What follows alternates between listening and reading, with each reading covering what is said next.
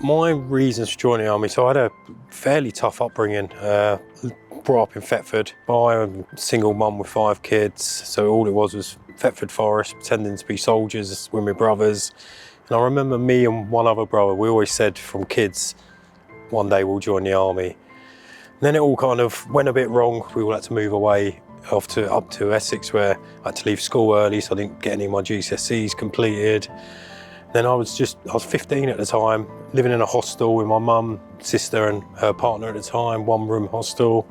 I mentioned to my mum one day, maybe I should just give his army thing a go. And the next day she wakes me up at like 9:30 in the morning, says, Dale, I've got you an appointment, Army Careers Office in Ilford. I'm going to take you. So that was where it all started for me. The recruiting sergeant at the time was a Royal Anglian soldier. So he recruited me straight into Royal Anglian Infantry Regiment. We were in Musakala, which is the most northern part of Helmand. We lost 3 people on that tour, countless injuries. That's where myself was injured when I was just out on a normal patrol on a quad, and there was an explosion close by on the quad, and it just threw me off and resulted in further surgeries.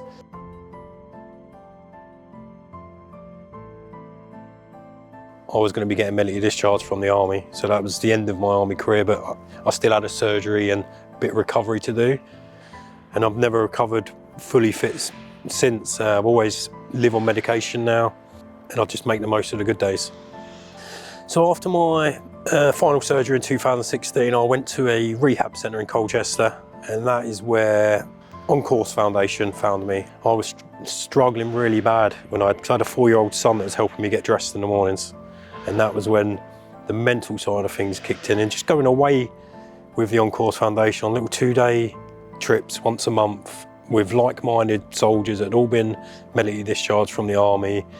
And there's people there worse off than me, but were happier than me. So I knew there was a light at the end of the tunnel if I just copied what these people were doing. They was advertising for a job that I was nowhere near equipped to do or qualified, but they gave me the time in day and gave me an interview. Where I work now was a month after that interview, and I was successful and got the role. And that all comes down to Community Sports Foundation for giving me that belief when I was in a rut at home with no confidence whatsoever. The ring road walks I decided that for the mental challenge, because I knew I could do it physically. It was the mentally where I was able to get up day in, day out and walk 2 loops of the ring road, which for anyone that knows the Norwich Ring Road, it's not the most pleasant walk, it's not the most scenic walk. But it was all made worthwhile by starting and finishing here at Carrow Road with the Community Sports Foundation support. They made it a joyful day every time I started. So the challenge itself started off as well as I thought it would be. I knew I'd be fine for the first few. The second loops of the ring road become really tough physically and mentally. I can only describe it. So the people I was walking with, I've described it as I was walking barefoot. I had no cushion left in my feet. The pain was continuous for the last 14, 15 miles every day. But it was all worthwhile every finish, seeing it was other people that were joining me, like they'd never walked a marathon, seeing their reaction. It's a little tick in a box for everyone I walked with every day that, I've walked a marathon now, I can do that. But I finished with a member of the On Course Foundation called G, who's an amputee above the knee.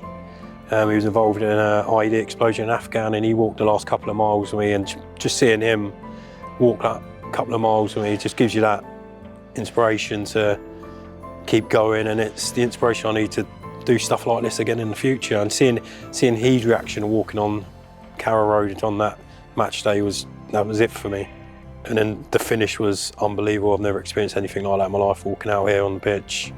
All this has been made possible by the amazing support of my wife, Naomi, who's been there throughout all the difficulties, all the ups and downs, and has always stood by my side and supported me through all my crazy challenges.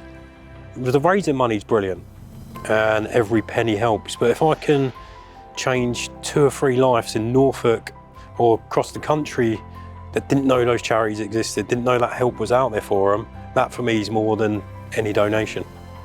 And that's what I get out of it, is just seeing other people that are going through what I went through, and hopefully I can help them come out at the other end.